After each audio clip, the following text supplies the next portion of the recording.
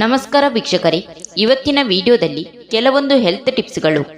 ಎಳೆನೀರಿಗೆ ಸ್ವಲ್ಪವೇ ಜೇನುತುಪ್ಪವನ್ನು ಸೇರಿಸಿ ದಿನಾಲು ಸೇವಿಸುವುದರಿಂದ ಪುರುಷತ್ವ ಹೆಚ್ಚುವುದು, ಲೈಂಗಿಕ ಕ್ರಿಯೆ ಚುರುಕುಗೊಳ್ಳುವುದು.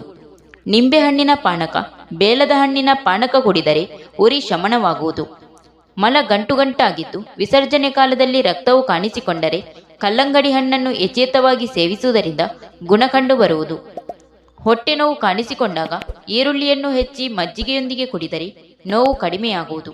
ಸ್ತ್ರೀಯರು ಮುಟ್ಟಾದಾಗ ಅತಿ ರಕ್ತಸ್ರಾವ ಆಗುತ್ತಿದ್ದರೆ ದಂಡಿನ ಸೊಪ್ಪಿನ ಬಳಕೆ ಸ್ರಾವ ನಿಲ್ಲಲು ತುಂಬ ಸಹಕಾರ ನೀಡುವುದು. ಶರೀರದಲ್ಲಿ ಅಧಿಕ ಉಷ್ಣವನ್ನು ಇದು ಕಡಿಮೆ ಮಾಡಿ ತಂಪನ್ನು ಉಂಟು ಮಾಡುತ್ತದೆ. ಮಾವಿನ ಹಣ್ಣನ್ನು ನೀರಿನಿಂದ ಚೆನ್ನಾಗಿ ತೊಳೆದು ತಿನ್ನಬೇಕು. ಚಾಕು ಉಪಯೋಗಿಸದೆ ಹಾಗೆಯೇ ಹಲ್ಲುಗಳಿಂದ ಹಣ್ಣನ್ನು ಕಚ್ಚಿ ತಿನ್ನುವುದು ಉತ್ತಮ. ಹೆಚ್ಚು ಮಾಗಿದ ಮತ್ತು ಕಪ್ಪು ಕಳೆಯುಳ್ಳ ಮಾವಿನ ಹಣ್ಣುಗಳನ್ನು ತಿನ್ನಬಾರದು. ಅಂತಹ ಹಣ್ಣುಗಳಲ್ಲಿ ರೋಗಕಾರಕ ಕ್ರಿಮಿಗಳು ಬಹುಬೇಗ ಸೇರುತ್ತದೆ. ಕೆಲವು ತೊಟ್ಟು ನಿಂಬೆಹಣ್ಣಿನ ರಸವನ್ನು ನೀರಿನೊಂದಿಗೆ ಬೆರೆಸಿ ಆ ನೀರಿನಿಂದ ಕಣ್ಣುಗಳನ್ನು ತೊಳೆದರೆ ಕಣ್ಣುಗಳು ಸ್ವಚ್ಛವಾಗುತ್ತದೆ ಮತ್ತು ಕಣ್ಣುಗಳ ಹೊಳಪು ಹೆಚ್ಚುವುದು. ಹಾಲಿನಲ್ಲಿ ಬೇಯಿಸಿದ 3-4 ಬೆಳ್ಳುಳ್ಳಿ ಚೂರುಗಳನ್ನು ಪ್ರತಿದಿನ ಸೇವಿಸುತ್ತಿದ್ದರೆ ಉಬ್ಬಸ ರೋಗ ಉಲ್ಬಣವಾಗುತ್ತದೆ. ಸ್ನಾನಕ್ಕೆ ಬಿಸಿ ನೀರಿಗಿಂತ ತಣ್ಣೀರು ಒಳ್ಳೆಯದು. ಪ್ರತಿದಿನ ಬೆಳಿಗ್ಗೆ ತಣ್ಣೀರಿನಿಂದ ಸ್ನಾನ ಮಾಡುವುದರಿಂದ ನರಗಳ ಆರೋಗ್ಯ ಉತ್ತಮವಾಗುತ್ತದೆ. ದೇಹದ ಉಷ್ಣತೆಯು ಸಮಸ್ಥಿತಿಯಲ್ಲಿರುತ್ತದೆ. ಕರ್ಬೂಜದ ಹಣ್ಣನ್ನು ಸೇವಿಸುವುದರಿಂದ ರಕ್ತ ಶುದ್ಧಿಯಾಗುವುದು ಹಾಗೂ ಚರ್ಮ ರೋಗಗಳು ಗುಣವಾಗುವುದು.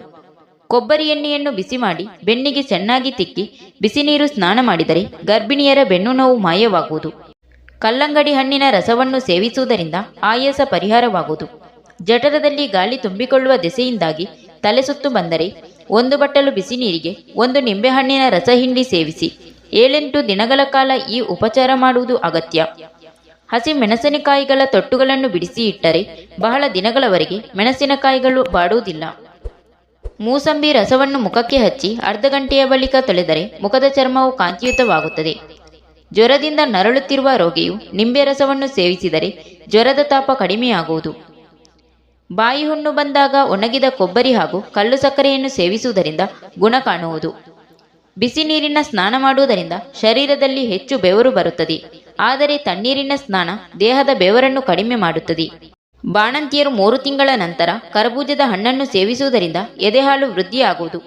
ಜೇನುತುಪ್ಪ ಸೇವನೆಯಿಂದ ಕಣ್ಣಿಗೆ ಹಿತವಾಗುತ್ತದೆ ಮತ್ತು ಬುದ್ಧಿಶಕ್ತಿಯ ವೃದ್ಧಿಯಾಗುತ್ತದೆ. ಗರಿಕೆ ಹುಲ್ಲಿನ ರಸ ಸೇವಿಸುತ್ತಿದ್ದರೆ ಆಯಾಸ, ದಣಿವು, ಬಳಲಿಕೆಗಳು ಕೂಡಲೇ ನಿವಾರಣೆಯಾಗುವುದು.